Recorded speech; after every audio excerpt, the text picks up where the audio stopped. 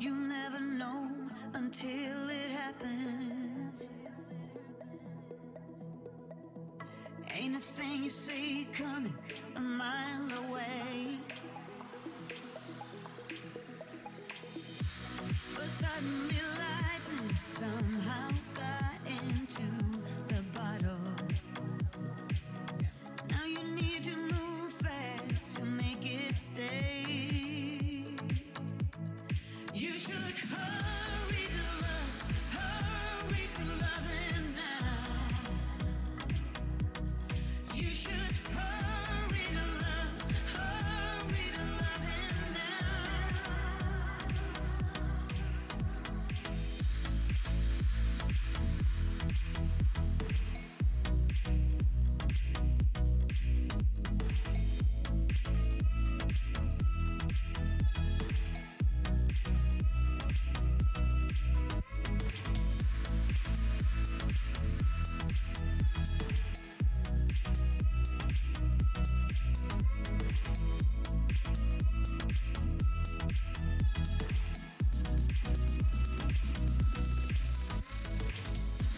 It's gonna get better, it's gonna get worse.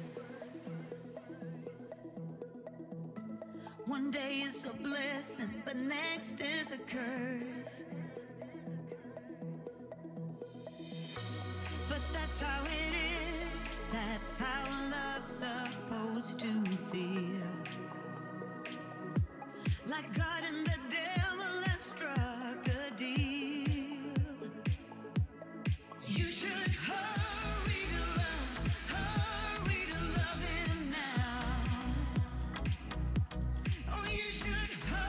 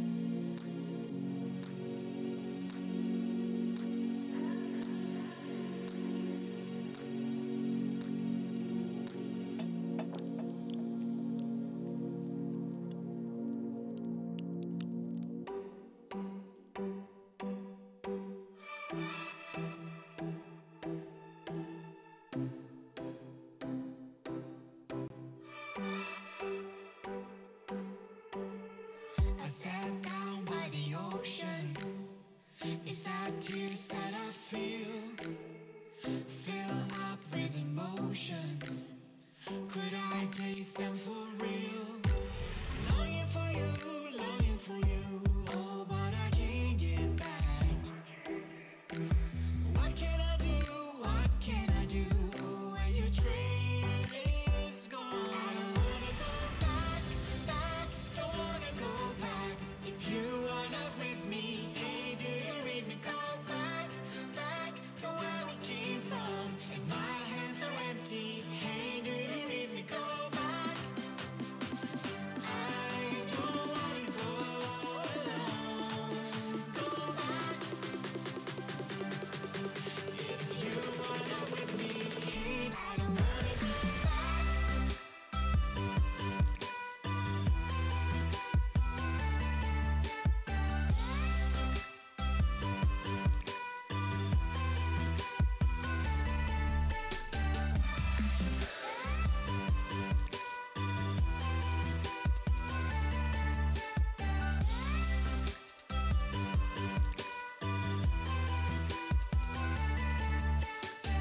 I know you want the best for me.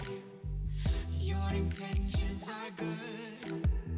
I walk back to my history, into my old neighborhood. Longing for you, longing for you. Oh, but I can't get back. What can I do? What can I do? Oh, when your train is gone. I don't wanna go back, back. Don't wanna go back. If you are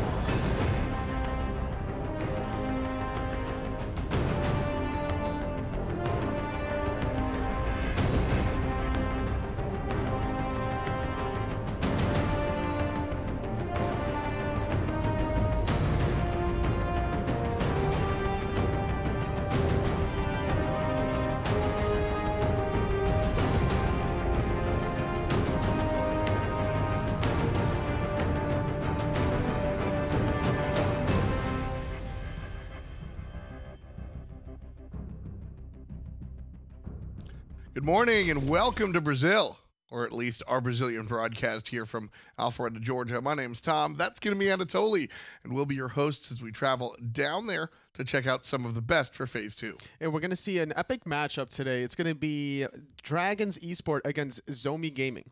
Yeah, these guys have fought through a long bracket to really get here in the finals. As we said, this is the second phase. We'll take a look at the format in just a moment. But so Dragons Esports earlier on did have a bye, but then found some competition in the semifinals.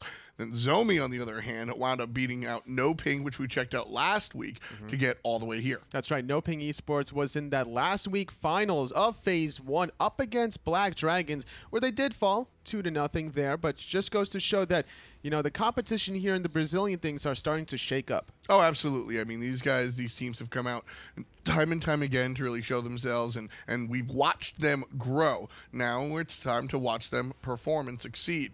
And this is the format that we've had throughout the global series for at least a Brazilian look. The other guys, similar stuff. This is the monthly kickoff. So we have week number 1. Then later on, we'll see some mid-phase qualifiers. Then, of course, that last moment. And then week number 4 is going to be the finals. We just went through it with Phase 2. This is Phase 1, excuse me. This is Phase 2. That's right. And then the first place prize winners during week number 4 at the end of this month will acquire that $4,000 first place, where Black Dragons did last week, where No Ping Esports got that second place $2,000. And then, of course, third and fourth place will go ahead and split $2,000 themselves, bringing home $1K each. So this is, of course, the global series. We get a chance to see teams from all around the world. But the SMITE Pro League is the front and center point, and that's when we look at North America and Europe. But, of course, if you're a fan at home, you want to rep everybody in the game, you can do so with the season ticket. It's very important to acquire some of these badges, to acquire more fantasy points so you can unlock some more achievable rewards, get that in-game HUD, the overlay, as well as the potential skin wards that you can acquire. Exactly. A lot of fun stuff there for each and every team, all 12 across North America and Europe. You can go ahead and grab your badge. You get FP just for buying in. You get FP for getting wins and all that fun stuff. But that's in your game. Let's watch these games. Brazil, it's going to be Zomi Esports versus Dragons Esports. Let's get in here with the first picks and bans for game number 1. Dragons have the first pick. It's always interesting to see how some of these SGS teams kind of stack up against each other and see a little bit of a different meta within their own region.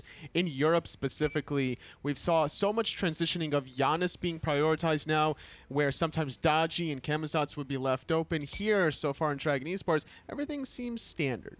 Yeah, these guys really just take out the powerful picks when it comes down to picks and bans.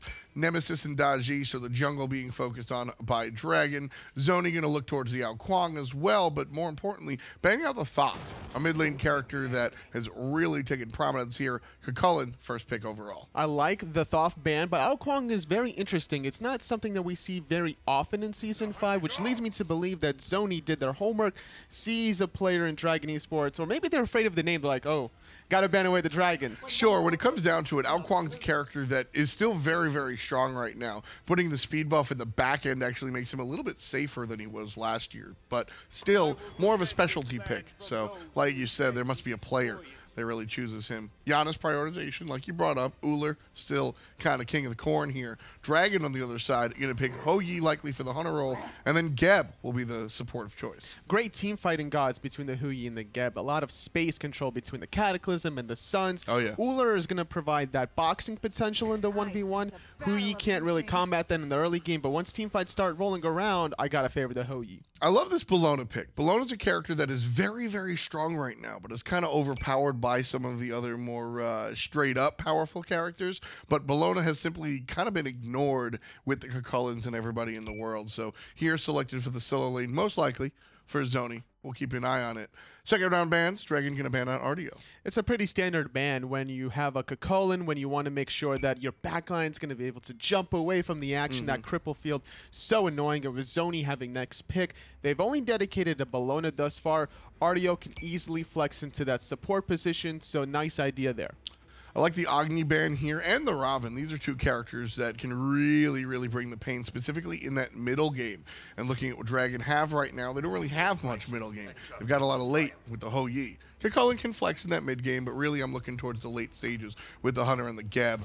Zoni going to fight fire with fire by selecting Hachiman, a Vulcan for Dragon Esports. Something that we haven't seen too often is the Vulcan. A lot of Giannis's, a lot of Thoth. Sometimes we'll see a Ra here and there mixed in, Discordia, but Vulcan will still provide quite a punch in the late game. More surprisingly than the Vulcan and the Thor is that Zoni locked in the Hachiman on top of the Uller. This double Hunter composition is a little risky, I would say. We've seen very successful double Hunters before. Why is this one risky? Well, because they didn't have their secondary frontliner, but now with this Sobek locked in, it's looking to be more safe and solid. You get the control with the plucks, the tail flips. I'm expecting this Sobek to be in the support position to be able to really help out this Uller, look for some early picks. Looks cut and dry to me. On the Dragon side, you got a late game composition. Zoni looking for more action early on. Let's get into game number 1 and see which game we'll get, if it's the one that Zoni wants or if it's the one that Dragons are breathing for. Dragon Esports are going to put the Thor in the jungle. Everything's standard there on that side of the world, but not so standard for Zoni. We're going to see a jungle Uller and a support Bologna. Now, normally in Europe, for at least Cherio side of things, he likes to run the Giannis jungle. So once I saw the end game composition, I'm like, okay, maybe Giannis jungle, have like Uller in the mid lane, look for a little bit of poke potential onto the Vulcan. And that's the idea whenever you put a physical hunter up against a mid mage in that mid lane. You just bully them out, get them out of the laning phase. But that's the same idea and mindset coming from the Uller jungle with his rotation starting to happen at level 2 and beyond. He's going to be able to certainly poke out this Vulcan. A lot of times, I mean, the Hunters are thought of as later game characters, so seeing a Hunter in the jungle is kind of quizzical. But when it comes down to Uller, not only is this character a little bit more mid-game, but one of the things that I really like about Uller jungle that only, I think, tier a couple other characters, and we'll have a conversation maybe, but he doesn't need to rely on an ultimate for his ganks. That's true. He's going to provide a lot of burst damage with 2 rotations of abilities. The only issue here for Nico is no CC immunity between the defensive relic or just generally inside his kit. Yeah, I mean, he goes blink, so he's not going to have beads. But nice thing across the way, I mean, he's got to worry about the Thor, right? Yeah. And that's kind of it. Ho Yi stun does come into care, but I'm really not worried about the knock-up outside of the ultimate from Geb. You know what I mean? But the problem here for Zony's composition, it's high execution. If they don't really find the axe stuns and the setups from the plucks, it's going to be difficult to win some of these team fights, whereas there's very easy setup coming from the Geb between the Cataclysm and the knockup that you mentioned, not to mention also the Thor long distance wall that can easily set up some meatballs from Noost. Well, Geb, Uller already taking some poke despite a missed backfire coming out from the Vulcan player. And Vulcan, the character I mentioned, not a character we see all that often. Games more focused on the mid lanes, mid-game, specifically the mid lane. And Vulcan, more of a later game guy. I would definitely agree with you there, but backfiring into the portal there. Very awkward situation. Forced to use his purification beads. Really afraid of getting followed up with that axe done. Great use of the defensive relic. Yeah, I was gonna just kind of luck that he doesn't get hit up by Nico right there. That would have been a beautiful setup. Makers kind of reading the fact that Crust was going to go into the backfire and just putting the portal right behind him. That could be an interesting play moving forward, is how that portal can easily drop behind the Vulcan and prevents the backfire in the position that he wants. Yep. Now, he doesn't obviously have to backfire, but if he has to reposition himself just to use that ability, that's going to delay his clear. It's one of the nice things about Vulcan is that we do see a couple of different ways to level his abilities. Backfire, I think, is the easiest way to clear the wave, but we could see a transition into leveling the Inferno Cannon or even the Meatball, honestly, as depending on how often we see that trick from the Giannis. It's very true. The turret also gaining more health and protections, making it more difficult to really burst it down. And, you know, it's not going to get hit by that Giannis portal, the turret, so it's a good look. Beads again, this time from the jungler.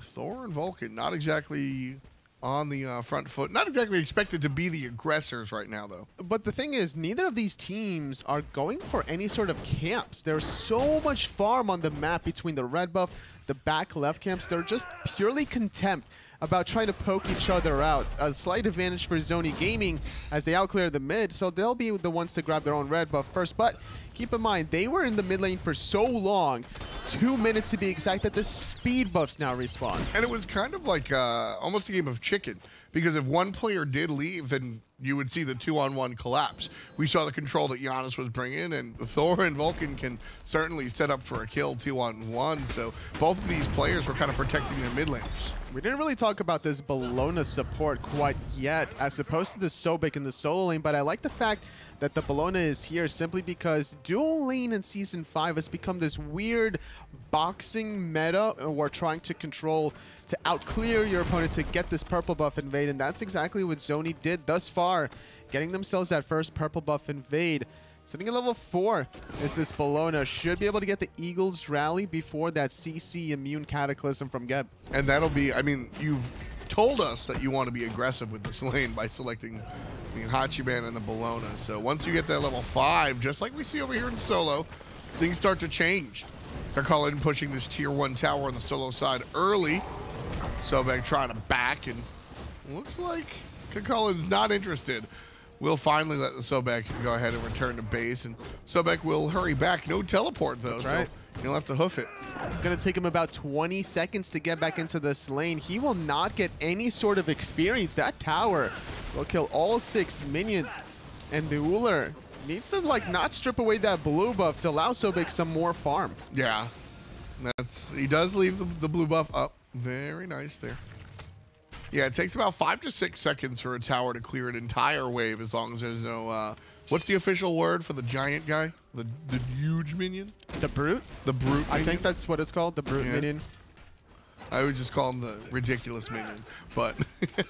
The mini raid boss? Yeah, exactly. As long as there's no Brute. It takes about 5 seconds or so for that tower to chunk him down, but now Kakalin in some trouble here. Sobek gonna lurk in the water, slow him down. Big damage coming out here. Body block is gonna get him pushed almost underneath the tower. Here comes Thor. The stun is off the mark. And so the Sobek able to scurry away. It seemed that the Sobek was going to be in a good spot to at least find some return poke with more potions, but not having health chalice. He actually purchased health potions and some multi-potions instead of that 300 gold consumable, so he is already behind a considerable amount despite coming back into the lane fully healthy. He's already less than 50% health. However, gaining a little bit back from the Sickening Strike. His tower, though, took about 75% of its total health. The problem with relying on the Sickening Strike, Tully, as you well know, is the fact that Kakulin is going to hit you with the anti-heal. Sure. So you can't really depend on that for the sustain. That's very true. It's going to be a timely matter. You're going to want to try to get the Sickening Strike off before you get hit by that Barbed Spear. It's only during the Celtic form, however. You get hit by the Ground Slam, doesn't apply that same anti-heal. Instead, you're just going to get rooted in place. So it's all about trying to figure out if you want to fight Dr. Jekyll and Mr. Hyde. That's true. Pick your poison. Pretty much. Be Hyde, certainly rooting for Jekyll here. Nice flop coming out from the Vulcan, but the stun after the fact from the Thor. One tap will hit, the second won't. So a lot of damage will be avoided for the jungle Ullr. It's very important to connect that double tap there just to really min-max your damage. And against the composition from Zoni Gaming, he could honestly max out either or between the Berserker Barrage or that hammer. Gonna get interrupted with that tail flip. And that's what you gotta do if you're Pai on the Kakulin. Whenever you transform, use all your rotation of abilities. You're only inside this form for a very finite amount of seconds, so you want to be able to get off that secondary route for more poke because of the way you use your resources. You don't use mana the same way most other gods do. You're using that generated rage.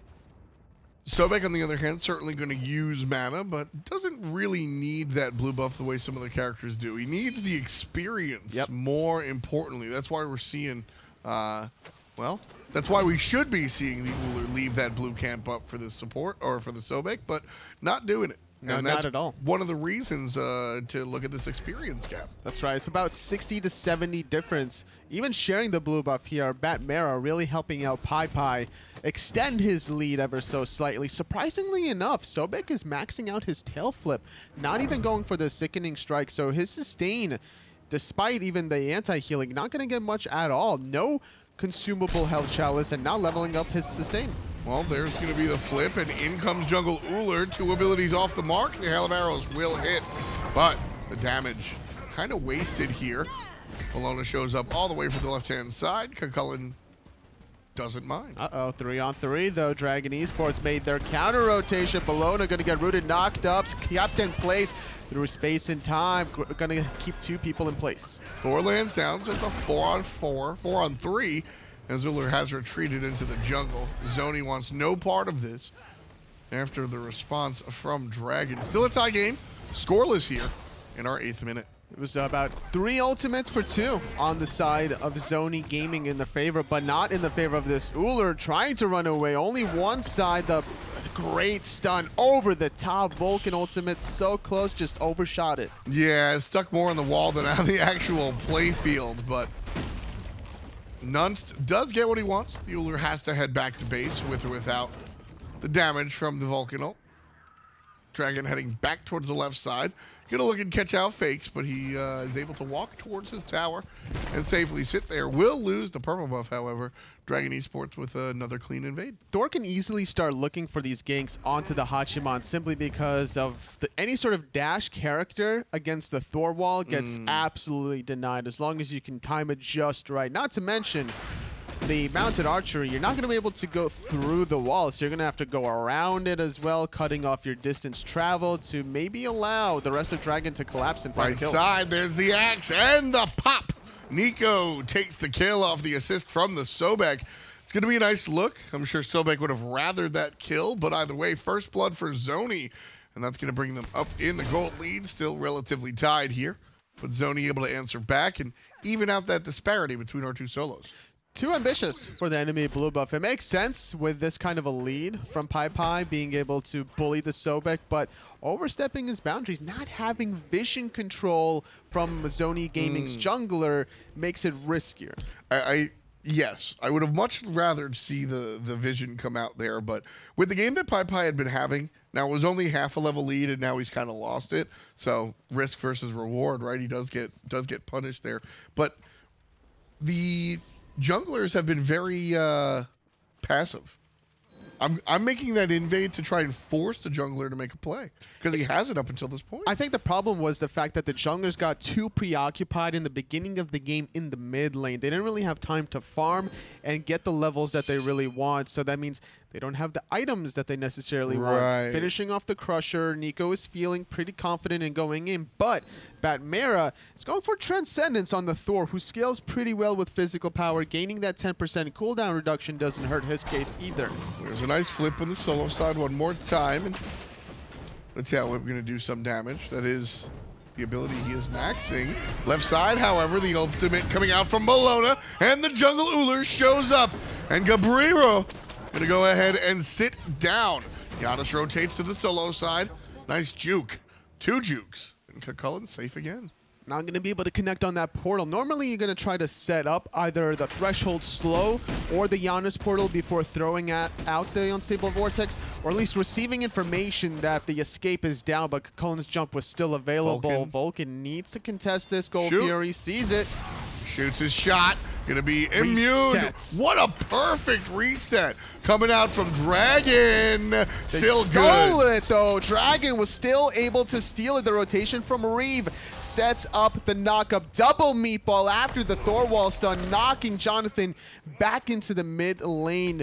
Beautiful rotations from Dragon. Gets themselves 2 kills and a Gold Fury steal. Zoni played that nearly perfect, and I think off of their fantastic play as we watch the cleanup here. One more for Batmera. Got to escape this Giannis. Portal's bad, but the beads are good. Nice still dodge. Fighting. He's still going in. Yeah, I don't know about that. I think his hammer was coming off of cooldown, or maybe he was holding it for the last possible second, not getting any sort of assistance from the rest of his teammates. Geb, after the knockup, wanted to go fall back, wanted to get some more farm. But so Zoni had a fantastic reset there. Everybody had their positions and backed off. That was beautiful. Yep. And it was almost as if they expected Karma to be on their side for a beautiful play, because the sprint was popped by Dragons.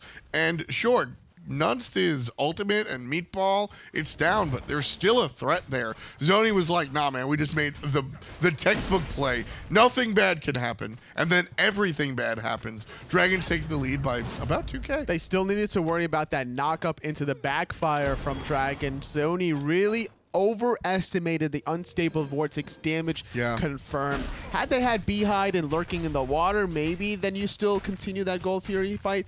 But either way, just resetting to bait out the Vulcan ultimate puts them in a decent advantage to maybe look for a play on him afterwards. The play here on the right side is really nice from Pai, separating once more from the Sobek.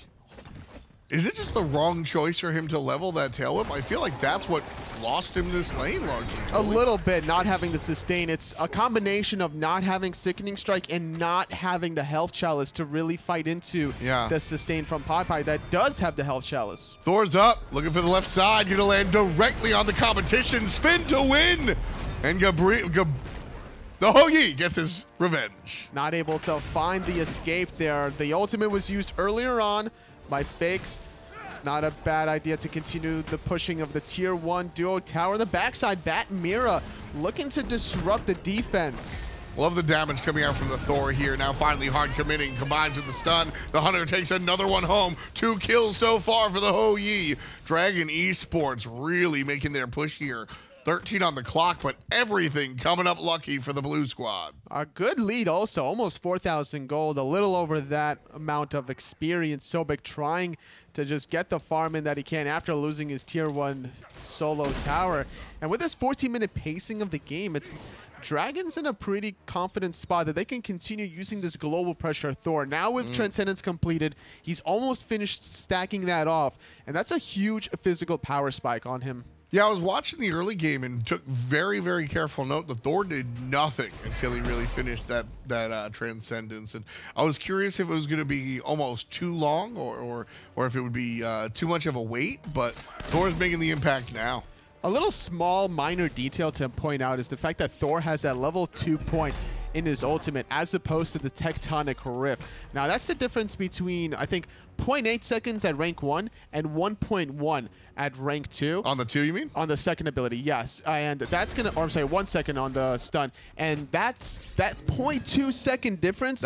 Yeah, an extra basic attack in between your abilities, because normally what you want to do is you stun in, you throw out your hammer, you stun again, and then in between that stun, you can squeeze in a basic attack and then use Berserker Barrage. But without the second point, you don't have time to realistically get off another basic attack before the gray bar just completes itself. It also confirms the second point in Tectonic Rift is the one that confirms the double tap as well. Yes. 0.8 seconds, you toss out the hammer, they get hit by 1, and unless they're on the very edge of the throw radius for the hammer, they're not going to get double tapped. You have to sort of predict the movement. So Batmara really trying to rely on just being a good Thor. That's one of those things I talk about Thor being a training wheels god. You can stop leveling your Tectonic Rift as you get better with the freehand hammers, but I need to see more of it right now. Reeve just positioning himself to bait the Cataclysm, setting up the Thor. Eagles rally over the top, beating the Giannis. What a play from Batmara. That's the play you make. That's the nice stuff. Jonathan going to go ahead and punish Batmara for this long dive. Tier 1 tower still alive here by Zoni. It's funny how things work out for us, Toli. We just mentioned, I said, if he's able to hit the freehand double taps, you're good. Certainly was. Continuing through the Giannis portal, however, is Zoni, but they made the wrong choice. The Suns come down, take care of the support. Reeve trying to chase a little bit, but the call was made to disengage instead. It was going to be a 1 for 3 at the end of the day, as Thor is about to revive in 10 seconds. That could be the opportunity that Dragon needs to confirm themselves the second Gold Fury, stealing away the first one. But now with about a 5,000-6,000 gold lead almost, they're in position to actually just straight up do it themselves. Great experience advantage to follow. Just a fantastic game from Dragons here. The stutter step from the Thor early game makes a lot of sense when you look at the whole composition. This team, I said it in picks and bans, didn't plan on making any early game moves. This isn't an Arachne and a Soul mid, right? It's a very different type of game. And we even watched the Thor build a Transcendence before he started ganking, but everything's lining up for Dragons now. Supporting a little bit of trouble here, Reeve. Thor onto 2. The meatball going to confirm it onto Nico. Batmara going to take a little bit of poke from this bludgeon on the backhand side, however.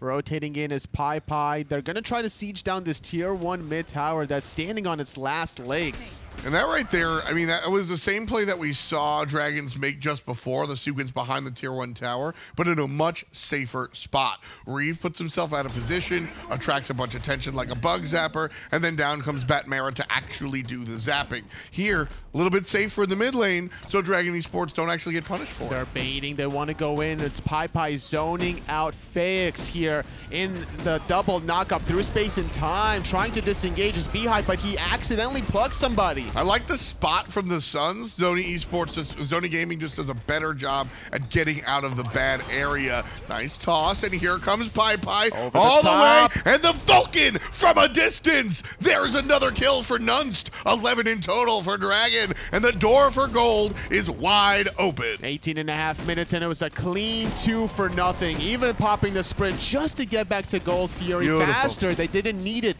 in that last engagement.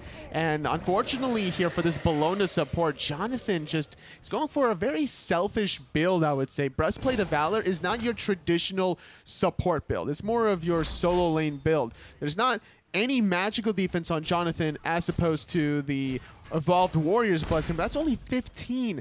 Nust is just blowing him up. The reason you're calling it selfish is because those are personal stats. He's not getting the aura stats like we usually see. That's right, between Gauntlet of Thebes, giving you both physical and magical. Some supports will actually get Sovereignty first because it's more important to get that HP 5 and the physical protections where it matters first. But either way, most supports will have the Gauntlet of Thebes and the Sovereignty at this point in the game. And the mentality, I see this a lot out of newer warrior supports, Toli, is that the mentality is that as a warrior, you don't have the tools. Batmara, ooh, going all the way. Cancels the spin. Can't find it with the basics. Now low. There it is, the turnaround. Nico taking care of business in his backyard. Reeve was right there. Could have definitely thrown out the Geb shield. Slight lapse of judgment. Didn't really expect that hail of arrows to come out fast as it did. Beehive still bullying out this Sobek. It doesn't even matter that it's 20 into the game, 20 minutes, and that they're both level 17. Well, that was a hot Thorns play. Popped it at the last moment right before lurking in the water hits. Sobek takes a chunk of that back and goes, oops. Yep. That's an issue, honestly, and that Thorns is going to be a big play, not only against this Sobek lurking in the water, but more importantly, against this physical hunter. Height of Nemean line is not even purchased from PyPy. It could be purchased later on, now working on the breastplate. Once that's completed, this Hachiman is really far behind, actually, now that I look at it. Level 14 with only 3 items completed is going to be struggling even further. Yeah, very, very curious. And it doesn't even seem that Fakes is behind. It's just that the Houyi is incredibly ahead. Level 17 compared to Fakes' 14. But everybody else on the squad outside of mid lane seems about even. Going for the chin size after Transcendence, really trying to get that extra damage in, especially knowing that Nust has been going for the Warlock staff. Pyromancer confirmed for Dragon Esports, almost getting themselves that 10,000 gold lead. Yeah, really smoothly, too. A lot of times we see teams kind of nice and even, and then bam, a team fight breaks out, and now you got a 10K lead. Dragon Esports has done this pretty much just by staying really, keeping very high attention, to the objectives, and when they get a kill, they make sure it matters. Needs to ward around this Fire Giant if you're Zoni Gaming. The only way to really not allow this game to get really out of control is to prevent that last objective confirming. Getting extra damage towards structures makes it easier to siege in Season 5. Because of the way the map's been positioned around the Phoenix's defenses has been more successful, so Zoni can still keep on trucking, trying to get to that 30-minute mark and get that 6th item online if they don't allow Fire Giant to be completed. Zoni now on the back foot. Dragon Esports taking their 9,000 gold lead right to the enemy. And walking into Zoni's jungle, there's the blink forward from the Geb. Nobody really close enough to make use of his Cataclysm, though. So kind of a misplay from Reeve right there. Wanted to maybe bait out some abilities and some cooldowns. Some relics. Yeah, and that's exactly what Fakes did right then and there. The upgraded Purification Beads was purchased and used, trying to make himself a little bit safer there, but not really followed up afterwards. Great disengage from Dragon Esports, not committing too deep in the jungle of Zoni, where Zoni could easily heal from the fountain and then get back there faster. I like to see this coming out from teams as well, not just waiting for the inevitable Fire Giant, instead taking the fight directly to the opposition. Ooh, okay. Caught the dash, and Batmara gonna take that one. Right side tower, half HP, still alive. Dragon Esports largely zoning. Jonathan here, ultimate forced out, she'll jump over the wall. Giannis ultimate down, tier 2 tower about to crumble as well. And Zoni have a Phoenix left on the Fire Giant side of the map. Thor's gliding and chasing under the tier 2 tower, but Margardian Male with the recent changes will slow his attack speed, move speed, but wow, the Jungle Uller taking out the Houyi in the mid lane. Just boxing. Nice stuff coming out from Nico so far. 4-3-1 with a very jungle-oriented build, a lot of crowd control, or excuse me, a lot of CDR here. Love this stuff coming out from Nico. Jotun's Wrath is such an important item in Season 5 with Crusher. You want to be able to spam more abilities to get the Crusher effect, so get that 20% cooldown reduction on the Jotuns. And it's interesting. People have largely, I won't say forgot about Jotuns, but the pairing of Crusher with Heartseeker so often is very powerful. Obviously, Uller can't build Heartseeker, so he's going into the Jotuns, and you know, we're seeing the power of cooldown, 40 power, and a bit of penetration as well. Can you imagine if Hunters can pick up a Katana? No, thank you. Yeah, I'm gonna eliminate that as well. No, thank you. Dragon Esports with their 3rd Gold Fury of the game, well over the 10,000 gold lead advantage. Still hasn't flirted with Fire Giant quite yet. Bakers doesn't in the kill department. They're really now flexing their guns. And I like the call from Dragons here to sort of play without the objective. I think teams. Now, let me clarify this statement. I understand when you're playing in the professional league, and I do not fault players for taking things too safe. I think that too safe probably does exist, but not realistically, right? But I like the fact that Dragon are playing without a Fire Giant. They're just going for the towers. They're just going for the fights. I mean, look at Batmera. He doesn't have a brake pedal. Landed right on down and looking directly for the opposition. Nice jump away from Uller. Nico has been the focal point for Zony's offense.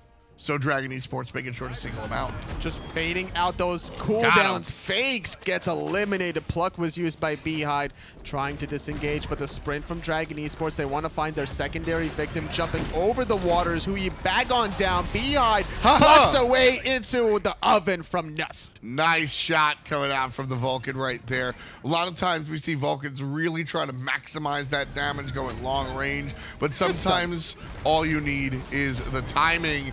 Stun, no turnaround damage before Gabiro turns it down. Nice shot for the Hou-Yi. Great stun by Uller, but it just wasn't enough. The Aegis was used from Batmera, really afraid of taking multiple Phoenix shots there. Good Phoenix dive also, just finding an additional kill, but still taking it very safe and careful as Dragon Esports. They're more contempt about getting some of these towers off the board before they go for the Phoenixes. Still has a 5-on-3 advantage. Giannis, though, can make a case and look for the steal with that long range through space and time. It does have the Chronos pendant ticking. So even if this ultimate was down, still a relative threat. Fire Giant started by Dragon. Almost 15,000 gold, the senior. I don't think they should be doing both Pyromancer and Fire Giant at the same time. That's really stretching it. This is like when you walk into the club and you're like, I wish you would fight me. Sure. You got all your chains on the outside of your shirt. And a clock on top of the chain. Everything shining, and you're just like, please. I wish you would. And then that's when you just yell out Flavor Flav, right? Well, I mean, is that a Long Island reference? It better not be. No, I said, you said the chains above the shirt, and then I said you got to get the clock on there as well. That's fair. That's fair. All right. My point is that Dragon's sitting there over by the Fire Giant and the Pyromancer saying, look, if you fight us, we win the game. So, yeah, they're playing with fire there, ready to turn around and just zin somebody in the face. I see what you did there. They were playing with fire because they were playing with the Fire Giant and the Pyromancer on the Fire Giant side of the map. But that was a double whammy. We're like next level meta right here. No, I said the double whammy. They're going to zin somebody in the face. Wow. Are you familiar? A little bit. Can you refresh the audience at home for those that aren't? Zin is the character in Paladins, Hi-Rez's other game, that has a sword on fire. Yeah. Yeah. So do you know what his third basic attack does? I have no idea, totally. It throws the fire at you. Even though he is a melee character, he does have a ranged ability. Oh, well, hot damn. It's kind of like Thor here, being able to toss his hammer right in the middle of everybody and being able to get a lot of kills off of it. 7 kills in total. Number 2 on the player damage. Number 1 on the player damage in my heart. I don't really count solo laner, sorry, Tolly. Left side's the focus. Batmera's ultimate, not good this time. Neither is the Kukulkan dash, but players playing safely because of it. Reeve already has his ultimate down. This is a great fight for Zony, actually, because nothing has gone right for Dragons, but Zony just don't have the numbers. They're still looking for the Phoenix. It hasn't been touched. They're still looking for the picks instead, but now committing into the back line. One more. That's 2. Make it 3 if they can find Beehide. Oh, they can't catch up to the Sobek. The slippery amphibian. Oh, that's his hammer. That's his hammer. Yeah. Okay, he's still going to be able to defensive stun away there. Great use of that disengage, but he did get chased down. Beehide finding the kill. Yeah. Too ambitious. Ambitious is one word for it. Right side, the only Phoenix left here for Dragons, fighting 4 versus 3 for another 10 seconds. Jonathan going to be respawning in a moment, and that'll be a really nice look for Zony because of the protections that come out from the Bologna ultimate. It's looking really good for Dragon Esports. They took full advantage of their Fire Giant by getting all 3 Phoenixes still with the buff around them for another 1.5 minutes. They can easily wait for Batmera to revive in 30 seconds and then look for the end, or play it super safe the way they've been doing the entire game. Allow the Fire Giant to respawn, which will be the enhanced Fire Giant, dealing extra damage, 30% to be exact, towards those Phoenixes and structures. Yeah, it's after 25 minutes that everything turns around, right? Yeah, as long as you get the first Fire Giant and then it respawns after the 25. So if you get the 10-minute Fire Giant, it needs to respawn again at 15. Kill that one, wait for 25 minutes, and there you go. Oh, so if nobody kills the fire giant at 25, it's regular? It's still regular. It doesn't at 25. graduate, if Yeah, you will? it doesn't automatically. Not to my knowledge. Word. So the fire giant has to die before the 25-minute mark to be enhanced. That's right. But he's certainly enhanced right now. Really ready to go. Vulcan, waiting for his team. Spamming VVVG right now. Group up. Why are you on the right side of the map? What are you doing, Cucullin? It's 29 minutes in. We're not laning anymore. We're laning in the middle lane. Backfire going to clear out some minions. Batmara doing the dirty work. That's the worst part about like playing ranked is like trying to end games, and trying to end the game is Dragon Esports finding their initial pick. Very low as Nico needs to jump away. The hammer is good. The blink, though, not close enough to the jungle Uller. There's the jump in. Oh, surrounded and pounded. And Pi going to make sure that Fakes is grounded. Number 20 for Dragon. Up and down. Out of the big man, out of the jungle. There's the shot from Uller. And that's the game for Dragon. 30-31 on the clock.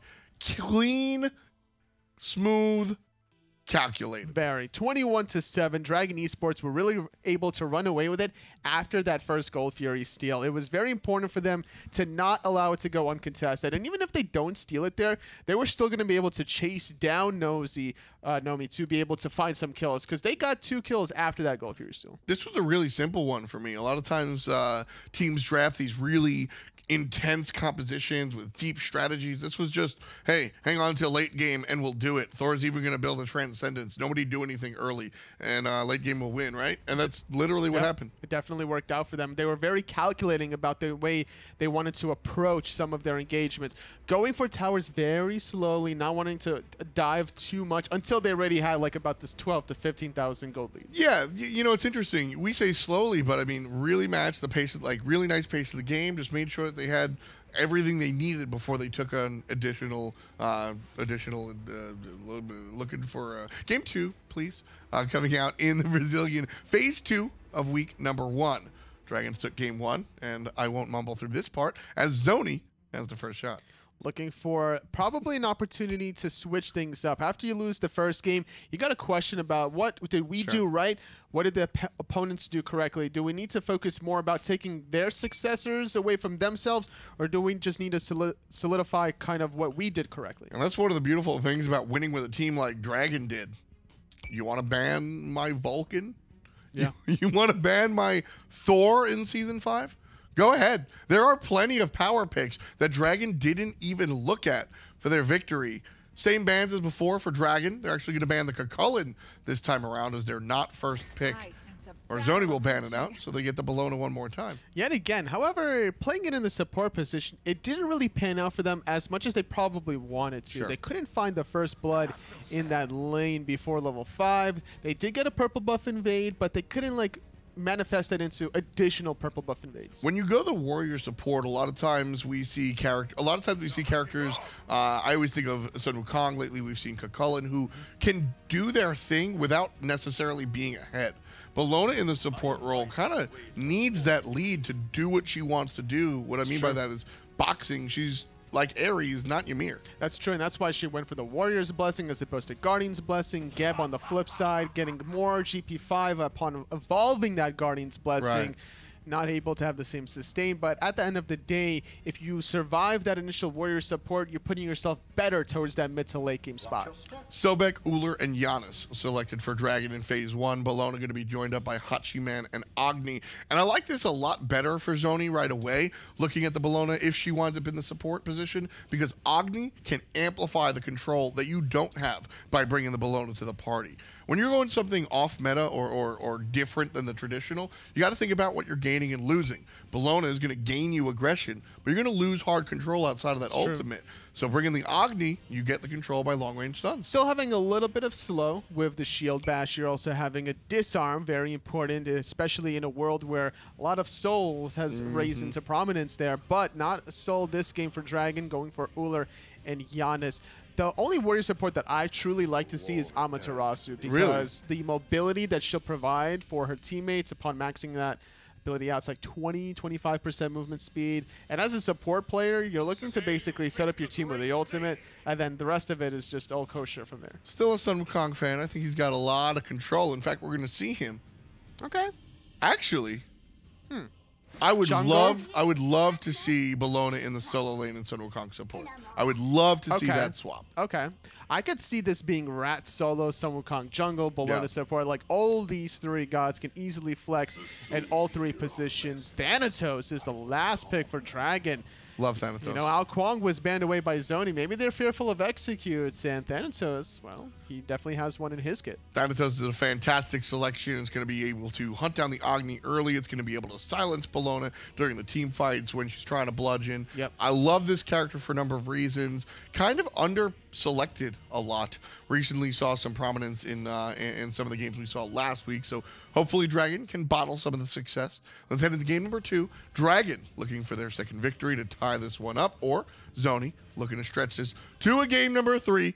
The Thanatos will be in the hands of Batmara, and it will be the support Did they just Bologna. Yeah, they just switched up their players too, because Fakes was playing Hachiman So Devil in the Crow last game. Yeah, Devil Crow is going to come in here and sub for Zoni Gaming, which is going to shift Fakes from the hunter role into the support role, and the old support Jonathan Yes. will play in the jungle on the Rat. Very interesting switch up for Zoni Gaming. Beehive still playing the solo lane. He played Sobek last game, now playing Sun Wukong. Switching things up still a little bit. Going for the shell still, but not getting any health chalice. I'm surprised not seeing this, considering that, you know, going for a Warrior's Blessing and boots, you still have 300 gold left over to get that health chalice. I think his mentality is that he's going to rush. Sun Wukong is another ability spammer. Rush the Gladiator Shield, and the sustain will be enough from that. Ideally, I think, is the thought process behind Beehive.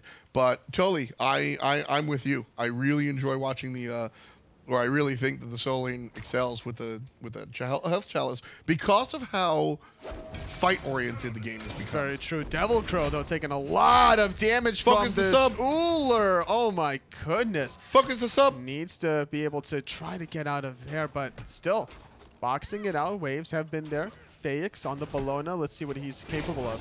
Sitting here saying, hey man, I didn't get hit like that. You shouldn't either. Bludgeon going to do some damage against Reeve. Nice stuff there. Dual lane is going to be a nice focus because, like I kind of tongue-in-cheek was saying, but in all earnest believe, focus the sub. This guy, one, is a question mark. Clearly, he's not a starter for a reason, right? And two, he's cold. He didn't play game 1. You guys are warmed up. Chase him down, baby. Sprint being used on one side, Shell on the other. Fakes keeping his hunter alive, but not for long. Reeve getting that last hit onto Devil Crow. Unstable Vortex just for good measure to find the second kill in the duo lane. Do for nothing. What a wonderful look at how these players positioned it. This is like one of these games that I want to break down with a telestrator. The push coming up from the dual lane, Thanatos comes in one direction and Vianas comes in the other direction by way of portal, making sure that all options are covered. You go north, you're walking into Reeve and Uller. You go up right, you're walking into Thanatos. You go to your tower, you're walking into Giannis. Every way is death. Wonderful cutoff by Dragon Esports to get first blood and the follow-up. Just a lot of mobility from their composition. Batmara, speed buff. Thanatos has the steroid. Giannis has threshold, has the portal. And keep in mind, whenever he goes into the passive, being able to detect some people, you know, just sniffs them out, gets a little bit faster as well. It's really fun watching the Thanatos play after the Thor. I think Thanatos, Ratatasker, and Thor have a lot in common with their semi-globals. And seeing the Thor player go, okay, you're taking my character, I'll take the guy that's just like him. No problem. Thanatos, sure. Why is he not playing the Bat, though, if his name is Batmara? That's not doing his name any justice. Does he role play as Batman while he plays? Like Divios does with Bologna? Totally, it's way too early for this. No, you're not. No, it's not. What do you mean? Today's European SPL later on. It's like 6 p.m. over there. Jump in forward from the Ool, looking for Devil Crow. Doesn't have the pluck, has the stun. Couple will do it. The bladed arrow misses, but the hail will certainly do it. And Dragon Esports with number 3, taking advantage of Zoni's substitute. Uller just making it rain on the Crow. The second death for this Hachiman Hunter. Not a good look here in the early game. 3 minutes in with 3 kills. Dragon Esports on pace to get 1 kill per minute. And more importantly also for their itemization choices is Nust rushing what probably will be Book of Thoth. He's going to be able to really get a bigger power spike than this Agni player who is working on this Warlock staff, but went for a blessing to start things off. You know, I like the choice from Agni to go into the Warlock staff. Not all the time do I like Warlock staff on Agni, but the Giannis isn't actually going to look for the fight anytime soon. Behind playing really, really nasty here. I mean, it's Pai that's able to defensive dash into Yep. Blink. Beautiful plays from Pai. Mwah. Tier with a blink. His ultimate becomes whatever your active button is, no longer the 4. Fearless will get him under the tower, and Blink 180 Fearless is still one of the most attractive plays to me, Toli. I It agree. is still so damn impressive all the time. And what's more important is the fact that the Hog Stun used to be able to set it up earlier. That's the only way certain junglers could set it I up for heard you themselves. last night recommending Hog Stun and then realizing it was out of the game. that was Maddie.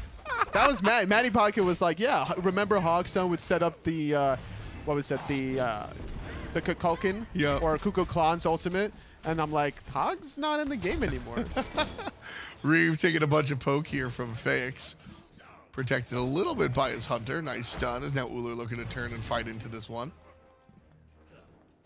Fun stuff here coming out in this dual lane. You know, the dual lane, there's a lot of complaints about the Hunter's role and position in the grand scheme of the game, Toli. Okay. And that's a relevant conversation. I like watching the dual lane be the dual lane, but Jonathan missed an invite. Gonna get stunned out. Beezing. Too slow. He Yeah. like hesitated on his stun after landing on the Sobek.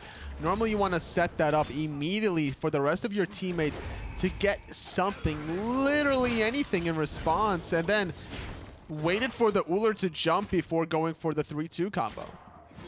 I was just saying that I love how action-packed that dual lane is, though. Yeah. It's so much fun to watch. Especially against both of these global Disc, junglers. got him. Oh, that's the pure beauty of the Thanatos jungler. Just how much damage that one death scythe can really do. I mean, it's doing a chunk of your HP. You're talking, I think, 10% of your HP just flat there, in addition to the base damage. This is why I argue Thanatos looking for the invade. One level above the Ratatasker, focused more on the character than the speed. Drops the speed, gets it successfully.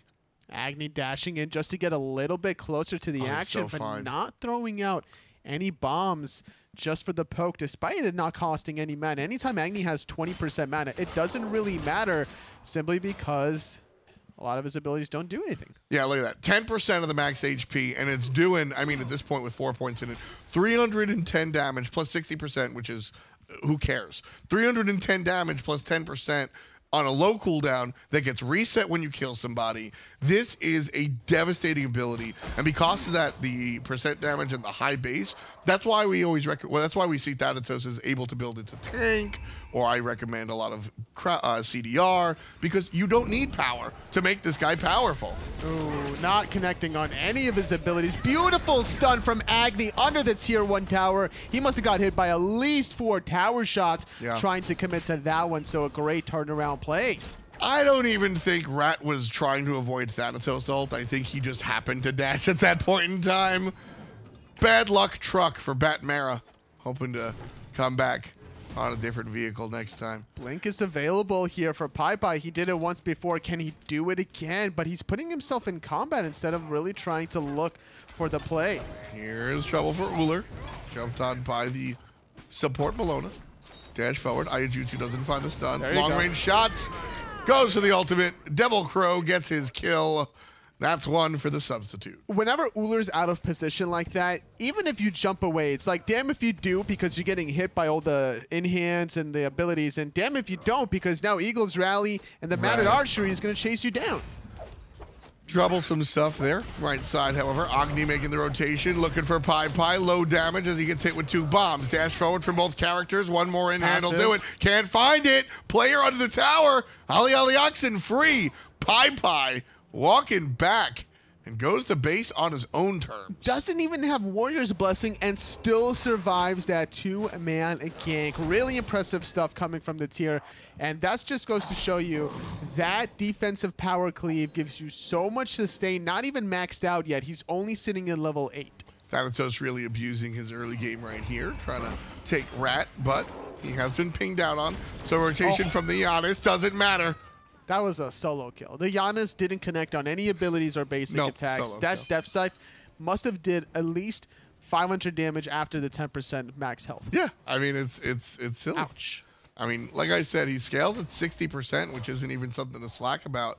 And what? He's got 40 power from boots and, what is that, 20 from Mace 2? So, you know, he's getting an extra 10 damage for his physical power. It's looking really solid for him. I'm surprised he's actually working on Mace and not Heartseeker right off the bat, trying to get that 80% extra proc. But Crusher, still not a bad idea as well. See, I like the play for him to go CDR. Thanatos is a character that does... Never enough damage is the statement, right? Sure. You always want more damage as Thanatos is punished. But he does enough damage with a Death Scythe. I'd much rather see 20% CDR come out from the, Jotuns. Okay. Can he hit it? Ooh, slightly off the mark. Portal's off the mark. Sobek's coming in. Wiggles. Here. Oh, the tail flip Oh. actually took him away from the Fearless, but plenty of members from Dragon Esports around that Tier 1 solo tower. Well, on the back end, here comes Ratatasker. Trying to be the gold member, but he won't do any such thing. The sprint, I like that pluck to position himself closer towards his teammate, getting the extra mobility off tier, still being an absolute nuisance here on the Ratatasker. Extra damage from his abilities with the Mage's Blessing could still turn this around and look for a kill on the Rat. Yeah, a little bit of a heal. There's the Fearless, doesn't even need the power cleave, and that was part of the retreat, folks. Barely turns himself. I mean, he steps back for half a second to ensure that the Fearless is going to catch somebody, right? Like, shell or nah. Down goes Jonathan. Here comes help from Bat. Going to have to take to the sky soon. His ultimate on cooldown. Not able to go for it. 8 seconds. Can he live? Trying to disengage Eagle's Rally, just not close enough. Speedy Thanatos with speed buff goes back in. He can sniff out the action, but he couldn't curve it around up in the sky, looking for the execute onto Bologna while Devil Crow is trying to steal away this Gold Fury. And it's not going to happen. Meanwhile, right side, guess who's back? It's Pai. Thanatos has occupied enough of Zoni's time to, 1, keep them preoccupied so they can't look at the Gold Fury, and 2, have his teammate come back on the right-hand side. Dragon Esports, they are playing with their food. Pai takes down Behind. Zoni able to punish the left side aggression. But the objective already down. 6,300 gold in the lead at 11 minutes exactly on the clock, Toli.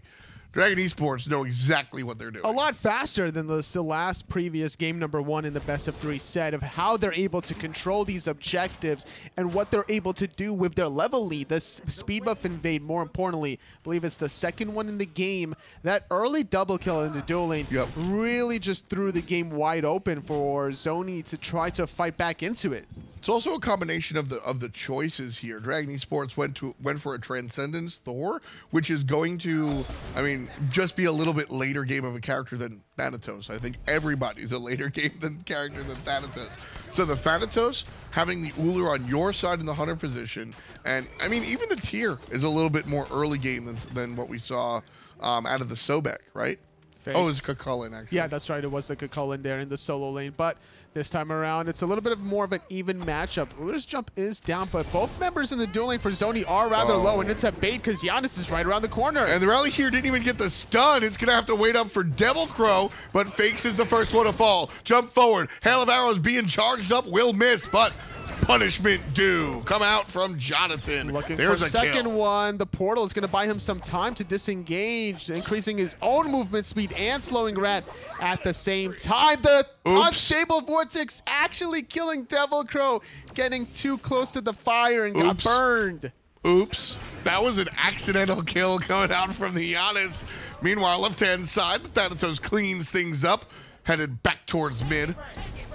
Ultimate on cooldown, won't have the hovering death available. Fearless, The power show. cleave, right into the silence. Beautiful assist coming out from the tier. Watching Thanatos clean up. Batmara with the Doubleune brings Dragon Esports to number 15. Dev Scythe doing so much damage, even to this tanky Sun Wukong sitting with silver breastplate. Not finishing off the completed breastplate of Valor quite yet. Still trying to make a presence here. Man, everyone from Zone is just so under level. They cannot catch a break here. The action from Dragon Esports is relentless here, even on the speed buff against Ratatasker. Where did he go? Death Scythe, Hydra Lament. Just take it. Unstable Vortex clipping below. No, Dev Scythe is What not goes up? needed because here comes the execute. Must come down. Thanatos on fire here, Tully. Nice beats to prevent the Agni Bomb stun. Pluck, setting up some more damage. Beehive trying to survive. Needs to find the last hit to get the extra health, but instead will disengage, hopefully allowing the Sobek to find the kill. 8-3-3 for this Thanatos. Out of control play. Oh! I thought Giannis was going to be able to get it. The Sobek can't find it either, but there's a kill for Agni. Dragon He's dead. Esports. He can't get out. Doesn't matter if he goes middle or Yeah. right. The Phoenix is going to be waiting for him. Unless the tier was going to be able to tank that up for the Sobek was destined to fall up and down going tier. Feeling very confident in this 1v2 play. Sustaining back up and putting the rat very low. Dragon Esports has definitely, I'd say they outwarmed their welcome They're feeling themselves. about 2 minutes ago. Thanatos now Oh, hey, trying friends. to turn this around. Oh. Oh, missing the Death Scythe. Tier still trying to disengage the Fearless onto Beehive. Could set up a kill here for Thanatos. Nice Ox form to be able to disengage. Thanatos takes to the sky, expecting some extra damage coming out from the tier. Can't find it. Here comes the rest of the squad. Double Fearless, double Power Cleave. Single kill for now. Pi takes off by taking out Fakes. Jonathan on the dash. Gonna miss one, gonna miss two. Gets healed up. There's attention. Tier finally goes down. Finally, indeed, Beehive right around the corner is so much action. Jonathan with a second kill. Devil Crow making the rotation in the mid lane. Nutt's going to get stunned out. 2 bombs. Can't get to the portal in time. And that's going to be a trip skis for the rat skis. The last 5 or 6 kills coming out from Zoni have been gifts from Dragon Esports. One of my compliments in game number 1 was how clean and disciplined they looked. And I was really thinking that up until this point, totally. But they've really kind of spiraled out of control. The lead went to their head, and they're kind of playing themselves here. Now the question is, what can Zoni get from this? It looks like they're definitely going to be able to at least get the tier 1 mid tower. They should have went gold. Devil Crow, okay, he's stuttering a little bit too much there. He wanted to back, now he's going to stay to the tier 1 tower, recognizing that they needed that extra 100 damage and maybe just to deter the Uller from defending. I would have much rather see a Gold Fury. Through space and time being used, is this going to be a Pyromancer rush, or are they looking for some kills? A little bit of both. Sort of like I said last time, I wish you would, right? Dragon Esports. This Agni can't disengage. That's why I love Thanatos into the Agni, although now he's going to be in some trouble. Half HP for the Death Lord. Ratatasker in the sky looking for the counter engage. Will connect onto Giannis, chunking him out a lot, but getting more in return is Batmara yet again, taking out Jonathan. Now he's got that Blood Forge shield, so he'll be even more devastating for a little bit. Yeah, that extra movement speed after finding a kill, because as a Thanatos player, you're relying on that passive to top you off as you find kills onto minions or gods. You get that extra health, but getting a little bit of a health shield with the health and the movement speed. Shout out to the Observer showing us the movement speed. Over 500 right there. I know that that number is a little bit abstract for you at home. I mean, what's a god's regular movement speed, Tully? So, like starting without boots? With boots, how fast are you moving? So, with boots, you're like around the low to mid 400s, and now that you're at the high 400 and maybe even like low 500s, you're just outpacing everybody if your name is not Mercury. Jump away for the Sun Wukong. Sprint was popped so they could chase him, though. Knockup is good. Here comes Agni. Nice control for the mid lane mage. Thanatos goes to the sky, finds the execute on Beehive. Fantastic use of it. Jonathan going to go down here as well. Double kill for the Thanatos. Water falling through the team fight. Here's another one. Number 3 for Batmara. And nobody is safe with the Death Lord in tow. 629 after he goes through the portals. The unstable vortex not on the mark here. He got the triple kill. He wants too much, though. He's going to fall under the tier 2 tower, but not before it's a deicide for Dragon Esports. They can easily go for this tier 2 tower, even if Phoenix, if they really wanted to. Feeling a little bit demoralized, the Zoni Gaming, they started a surrender vote. Easy pentakill if somebody tanks that tower. And sure, you might argue that he shouldn't have gone in there. Nah, B. I blame the support there. For not tanking the tower? Yes. Always blaming the support, Tom. Yeah. No, you know what? I blame the solo laner there. 18 minutes into the game. That's my job. Dragon Esports with a 13,000 gold lead. Not because of their solo laner. Selfish jungler. If Thanatos is alive, do they win the game? Because don't forget. No, they don't win the game. Because don't forget, Thanatos excels at clearing out these objectives as well. You're getting free penetration from your Scent of Death. Your second ability, Steroid, caps your penetration after a Jotun's Wrath. How silly is that? That's pretty nutty. Like, you need 0 penetration, theoretically, if you're using Scent of Death correctly, after a single Jotun's Wrath. Everything else can just be utility. Power, like I said, he scales at 60%, but who gives a damn? Yeah. Can we look at the second ability of Thanatos real quick, just to see exactly how much pen it gives you? 35 pen. Yeah, look at that. That's so the quite 15 you get. Yeah. That's insane to actually have. That's why you were seeing the Bloodforge even come out. Yep. Because he doesn't need the penetration from the other options. Trouble for Zoni here. 19.5 on the clock. As Ratatasker goes to the sky defensively. Dragon have the Fire Giant. They don't have the Fire Giant. They cut it short, actually. They're running for the team fight now. Thanatos hovering in the sky. Doesn't even need the execute. Pie gonna pick up 1. Double kill for Batmara. Triple kill for Batmara. He's got somebody to tank this time. Jolie going all the way in. The Phoenix is the focus now, Dragon Esports, as they have 30 kills in total. The bird will be ceremoniously 31. Not going for the end despite a mini wave right behind them. Faix is coming up in 5 seconds. Still has Eagles Rally to defend this. 20 minutes is a good pace to get the first Phoenix of the game, even without a Fire Giant. Who needs that buff when you're getting 30 kills in 20 minutes worth of play? Exactly, and I liked the call here to peel from the Fire Giant because of the opportunity given to them in middle lane. All right, Zoni was just sitting there. Yes, I will order one to go, sir. Leave this on the side. I will pick it up later. And that's exactly what Dragon Esports does. Pick it up their Fire Giant for a little bit later. Death Scythe on the line, but just a little bit too short. Just a little bit too short. Not the first time he heard that one before. Trying to find another pick there in the solo lane. This Sun Wukong has not had a pleasant time whatsoever. 0, 6, and 3. Trying to survive a little bit longer. All 3 Agni Bombs down. Can he make it? It's a race. Ooh. Okay, he made it. If it's not one, it's the other. Turning around, just looking for a different target. Here comes the burst from Giannis. And it'll be a little bit of a retreat from Batmara. Well, I don't think he knows that word. Jonathan going to take down the mid lane, however, and that's going to be trouble. 4 on 5, but Batmara changes that, and so does Pai. It's a 3 on 2. Now it's even. 3 on 3. Still can go for the right side. Phoenix here. Sobek's going to tank it up. Here comes some minions. This level 20 Uller with a full build almost after selling the Mage's Blessing. It's going to be able to demolish this Phoenix effortlessly. 21.5 minutes into the game. Sobek finding the pluck and serving him up. Oh, just surrounded. And this Agni's in trouble. He's going to go pop. Oh, the Aegis is so strong. The timing was perfect there. Reviving his fakes. Bellona has made the presence. Love it. But Beehive going to get plucked and turned against the wall. Another Agni Dash trying to survive. Finally, the Titan's going to be being looked at. 300 damage a shot. Not from guaranteed. The Uller, though. It needs some fire minions to trickle down. Yeah, Uller here playing back. Like I said, not guaranteed.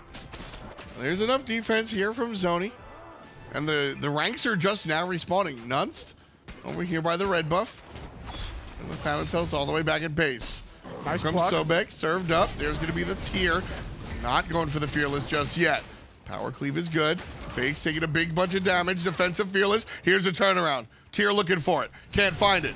Gets the feel. There's the Fearless into the power cleave onto the Squishy Hunter. Meanwhile, on the back line, the Uller doing business. There's Unstable Vortex, and Giannis makes himself known with a long-distance phone call all the way from the left side lane. Getting 1 for nothing. Still plenty of time for Batmara to find Jonathan, taking him out of the game. No more playing for him. 23 minutes into the game. Dragon Esports are now committing to the throne room. There's some fire minions.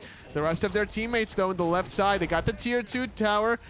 They can't really make up their mind what they want to do here. Well, they're going to take care of fakes right here. Batmara with kill number 18. Make that 19. The Doubleon cleans things up. The Titan will be kill number 20 for the Thanatos. And in 23 minutes of play, Dragon Esports come up on top in game number 2, winning them the series. Just a great performance from Dragon Esports, winning the week number 1 of Phase 2 from the Brazilian SGS. Really clean stuff. There was one moment where I think Dragon Esports got a little ahead of themselves in the second game, but they quickly reeled it back. They were able to get right into it. So game 2 and game 1 go the way of Dragon. Let's take a look at the trip that they had to get here, fighting all the way through the rest of the bracket. And Sony Gaming, keep in mind, in the semifinals, they beat out No Ping Esports that had a pretty remarkable first phase performance, getting all the way to the finals of week number 4, where they did fall to Black Dragons. Sony able to come through off the bottom and fight through Mange Esports. So nice stuff there. Going forward is going to be week number 2 for these teams, still having plenty of time to make these adaptations. Absolutely. Fantastic stuff here down in Brazil. We'll take a look later on at some of the other teams. Right now, this is what everybody's really fighting for. First place will go 4,000. It was Black Dragons won that last time, right? That's right, against No Ping Esports that claimed that second place $2,000. Third and fourth, going to get $1,000 apiece. And of course, this is we'll see that tournament feed in a little bit later. Right now, it's sort of the planning stages for all of that. Later on today at 1 o'clock ET, we have European SPL. And of course, if you want to represent those players in game, you can directly support the esports scene. 500 gems gets you your favorite team's badge. You equip it, you'll get bonus FP for their wins, and you'll be able to earn experience throughout the games towards some fun stuff. Do you have any badges of your own there, Tom? Yes, I have maxed out the E United badge, and I have today. When I play my ranked games, I will finish my SK badge. Okay, I'm sitting on Rival and Team Dignitas. Yeah? Yep. Finished? Yep. Oh, totally on the grind. Look at you. I have over 300 plus ranked games already this season. So stop playing ranked if you're at Tully's level. Nobody wants to see a raw solo. That's it for us here on the Global Series. We'll catch you a little bit later, 1 p.m. ET with European action.